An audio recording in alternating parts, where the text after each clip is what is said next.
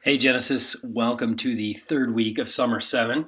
I hope that the last couple of weeks have given you a boost in your prayer life.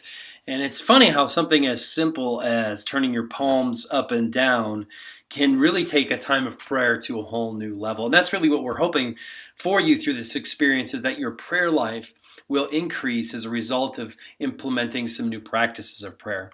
And this week, we're going to introduce to you a new prayer practice called praying scripture. And this is an ancient form of practice dating all the way back to the early church and is often referred to as Lectio Divina, or sacred reading. The idea behind the practice is to focus on a specific passage in the scripture and seek out God's voice within it. And so to do it, it requires a very quiet place in about 20 to 30 minutes. Now, praying scripture happens best when you do four things. You read, you reflect, you respond, and you rest. Read, reflect, respond, and rest. The first thing to do is to read the passage, to slowly and thoughtfully read through the passage 2 or 3 times.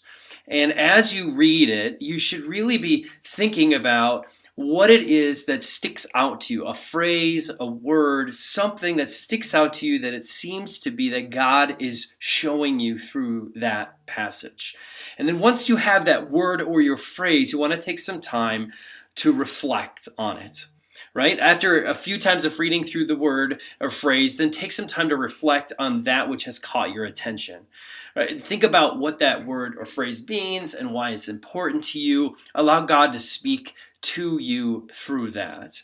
And then once you've had some time to reflect, then respond to what God is saying.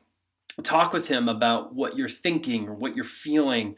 Ask questions that may pop in your head about that word or that phrase. Consider what actions may need to be taken on your part. And then finally, take some time to rest. And this is often difficult, I think, for us 21st century Americans, to just sit and be okay with being still. You don't have to say anything. You don't have to do anything. Just rest in God's presence. Just be still. Allow God's presence to be enough for you in that moment.